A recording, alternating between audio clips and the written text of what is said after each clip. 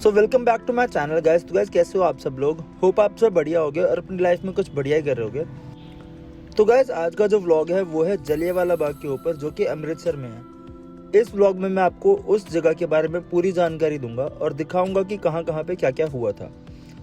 तो guys vlog शुरू करने से पहले अगर आपने मेरे चैनल को अभी तक सब्सक्राइब नहीं किया है या फिर आप मेरे चैनल पे नए हैं तो प्लीज़ गाइस सब्सक्राइब कर दीजिए और इस वीडियो को एंड तक देखकर जरूर बताइएगा कि आपको ये वीडियो और ये जगह कैसी लगी। तो चलिए गाइस शुरू करते हैं, लेट्स गो।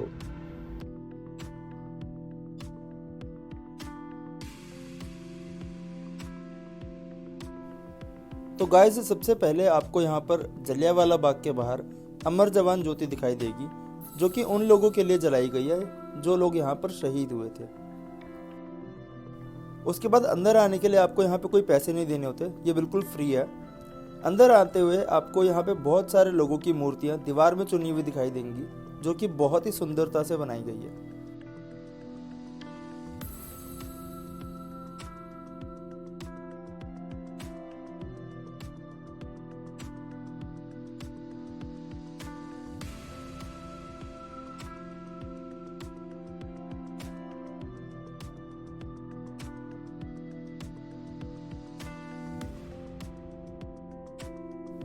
उसके बाद अंदर आने पर आपको एक प्रोजेक्टर से फिल्म दिखाई जाती है, जिसमें आपको सारा बताया जाता है कि जलियांवाला बाग में क्या क्या और कैसे कैसे हुआ था।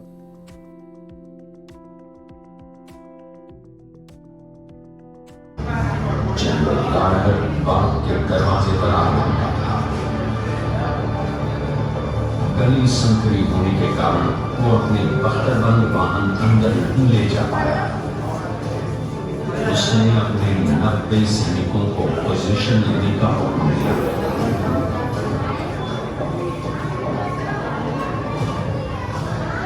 न कोई चेतावनी, न बाग खाली करने का आदेश और न ही सभा भंग करने की घोषणा। केवल एक हुक्म जारी हुआ। सिर्फ 10 मिनट में 1650 गोलियां बरसी और भीड़ में से बहुत ही नदियां बहने लगी।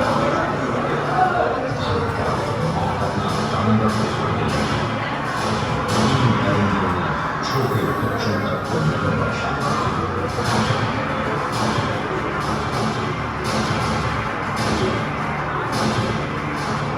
बचने की तलाश में कुछ लोग दीवार लांघने लगे, कुछ खेलने कूदे तो कुछ बचते बचाते कुएं में गिर पड़े।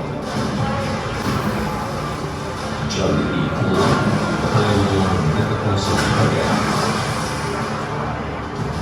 गोलियां बरसती रही। लगभग 1000 हिंदुस्तानी शहीद हुए और 1500 से ऊपर घायल।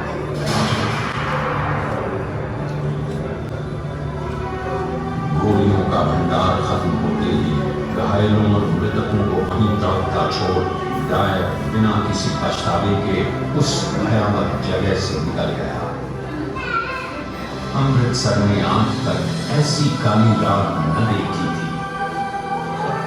24 घंटे तक घायल बिना पानी या किसी सहायता के पड़े रहे। उनकी खबर लेने वाला कोई भी न था। कितना खौफनाक दृश्य था वो दर्द और यातना, जानलेवा सन्नाटा और गहन आघात आज भी हिंदुस्तान के सीने में गूंज रहे हैं।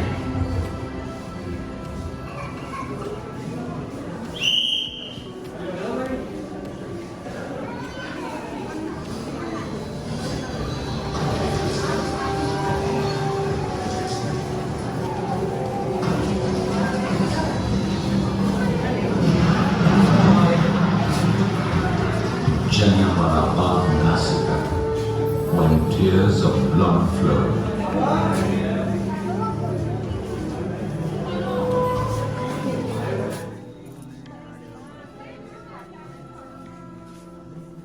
उसके बाद यहाँ पर आने पर आपको दिखाया जाता है कि कैसे अंग्रेजों ने इतना सब कुछ होने के बाद भी अपने ही सैनिकों का समर्थन किया और हिंदुस्तानियों पर और भी ज़्यादा अत्याचार करते रहे।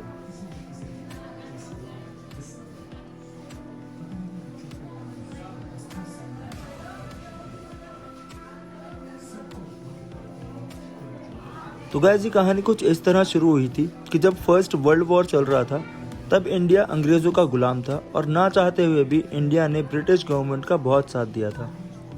जैसे ही वर्ल्ड वॉर ख़त्म हुआ तब ब्रिटिश गवर्नमेंट समझ गई थी कि अब इंडियंस को ज़्यादा दिन तक रोकना मुश्किल हो जाएगा। तब उन्होंने एक ऐसा लॉ निकाला था जिससे इंडियंस को गुलाम रहने पर मजबूर किया जा सके। ये लॉ था रॉलेट एक्ट। इस लॉ का मतलब ये था कि ब्रिटिश गवर्नमेंट कभी भी किसी को भी पकड़कर जेल में डाल सके, बिना किसी गलती के या बिना किसी वारंट के सीधा इंडियंस को जेल में बंद कर दिया जाए। ये लॉ इसलिए निकाला गया था ताकि कोई भी इंडियन अपनी आवाज़ ना उठाए और जो भी अपनी आवाज़ उठाए उसको और उसके पूरे परिवार को जेल में बंद कर दिया जाए। ये लॉ फरवरी 1919 में निकाला गया था। इस लॉ के खिलाफ जाते हुए बहुत सारे प्रदर्शन हुए मगर ब्रिटिश गवर्नमेंट ने किसी की भी नहीं सुनी। 2 महीने बीतने के बाद अप्रैल में जलियांवाला बाग में इस लॉ के खिलाफ प्रदर्शन चल रहा था। तब टेम्परेरी ब्रिगेडियर जनरल डायर अपनी पूरी फौज लेकर वहां पहुंच गया और बिना किसी चेतावनी के अपने सैनिकों को गोली चलाने का आदेश दे दिया। वहां करीब 1500 से ज़्यादा इंडियंस की हत्या की गई और 2000 लोगों से ज़्यादा लोग घायल किए गए। ये सब होने के बाद पब्लिक में बहुत गुस्सा आ गया और उन्होंने ब्रिटिश सैनिकों को मारना शुरू कर दिया। मगर ब्रिटिश गवर्नमेंट ने जनरल डायर का समर्थन करते हुए इंडियंस को अपनी हिंसा से चुप करवा दिया और फिर 21 साल बाद उधम सिंह ने जलियांवाला बाग का बदला लेते हुए जनरल डायर को लंदन की भरी सभा में गोली मार दी।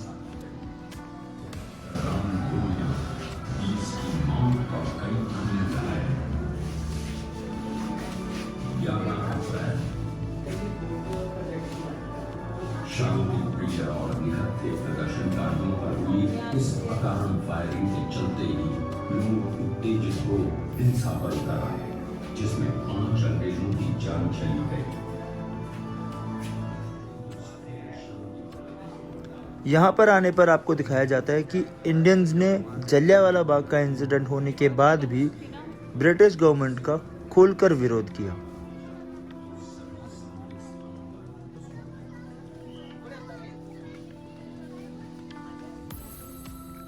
तो चलिए गाइस अब आगे चलते हैं और देखते हैं कहाँ कहाँ पे क्या क्या हुआ था।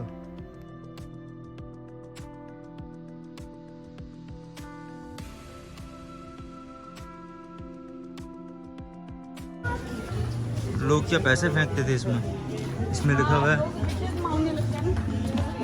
वो वाला कुआं नहीं है, विशेष वाला नहीं है, ऊपर लोगों को लगता है ऐसा, मैं ये बोल रही हूँ।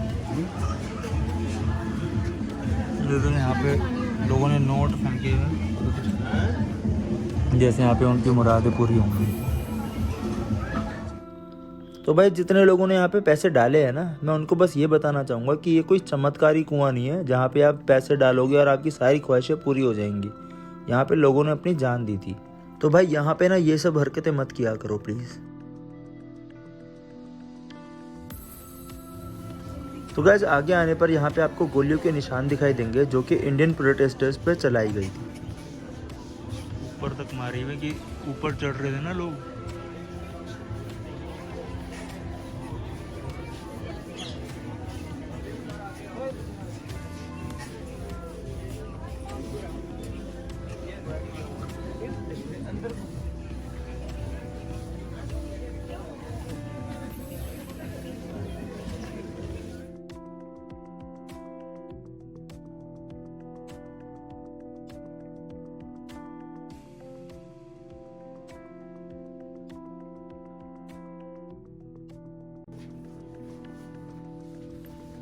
उसके बाद आगे आने पर आपको यहाँ पे कुछ न्यूज़ आर्टिकल्स मिलेंगे जिसमें कुछ न्यूज़ आर्टिकल्स में जनरल डायर को सपोर्ट करते हुए उसका समर्थन किया गया कि उसने इंडियंस के साथ सही किया गया था, और कुछ न्यूज़ आर्टिकल्स में उसको एक्सपोज करते हुए दिखाया गया है कि उसने इंडियंस के साथ कितना गलत किया है।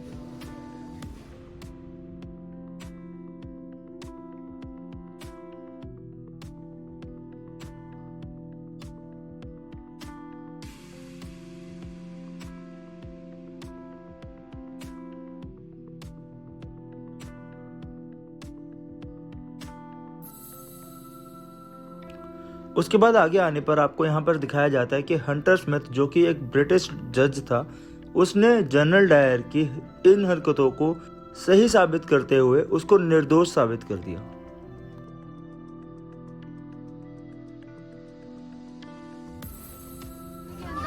अच्छा, यहाँ पे भी है,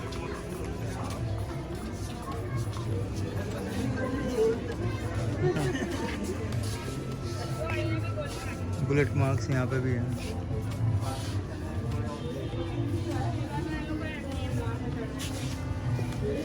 दोनों तरफ गन देख के देखते हैं।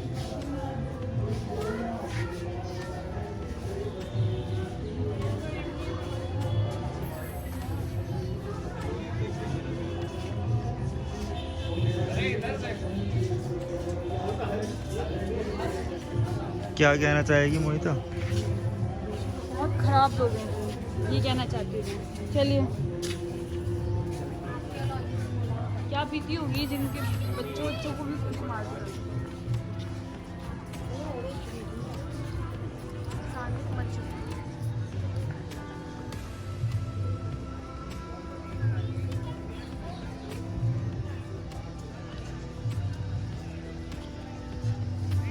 उसके बाद आगे आने पर यहाँ पे आपको बहुत सारे स्लोगन पढ़ने के लिए मिलेंगे, जो कि उन वीर शहीदों को समर्पित किए गए हैं।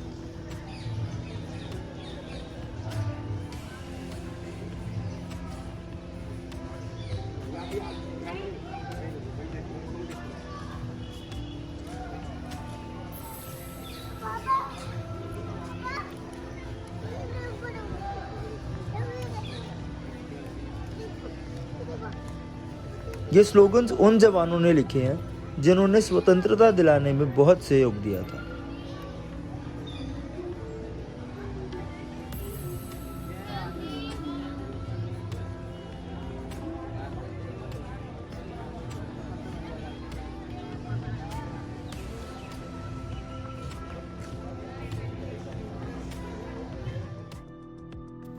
तो गाइस, ये था हमारा जलियांवाला बाग का व्लॉग। आपको ये व्लॉग और ये जगह और इसकी कहानी कैसी लगी, आप नीचे कमेंट बॉक्स में ज़रूर बताइएगा। इस वीडियो को ज़्यादा से ज़्यादा लाइक कीजिए, शेयर कीजिए और मेरे चैनल को सब्सक्राइब कीजिए गाइस। तो गाइस, मिलते हैं अपने नेक्स्ट वीडियो में। Bye guys, take care.